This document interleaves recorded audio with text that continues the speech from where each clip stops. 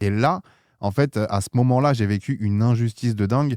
Oui, bien sûr, il y en a eu plein des moments d'injustice en fait pendant que j'étais employé en fait dans cette Mmh. boîte. Je vivais que de l'injustice en fait finalement parce que comme je t'ai dit, il y avait cet accident de voiture Mmh. en fait qui m'a un peu fait comprendre l'injustice en société parce qu'en fait la première chose à laquelle on a pensé Mmh. quand j'ai fait cet accident de voiture, c'était pas ma santé, Ouais. mais c'était le fait de me garder ou pas dans la boîte en fait, tu Mmh. vois. Mmh. Et le fait juste qu'on se pose cette question-là, tu vois, bah en fait, je me suis dit, en fait, ils ne regardent même pas le travail que je fournis, ils regardent uniquement les chiffres de la voiture que j'ai cassée, Mmh. Mmh. tu vois. Mmh.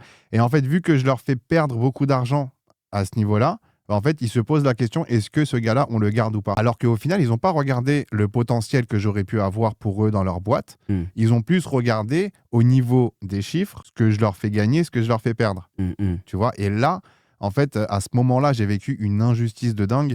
Et ça, pour moi, c'était tellement injuste que je pouvais pas, en fait, c'était impossible. Il faut que moi, je sois à leur place, en fait. Ouais, C'était ouais. ça que je me disais. Et Mmh c'est, mh. moi, j'ai le potentiel pour être à leur place et même être au-dessus d'eux, en fait. Mmh. Donc, je vois pas pourquoi je resterais dans cette situation.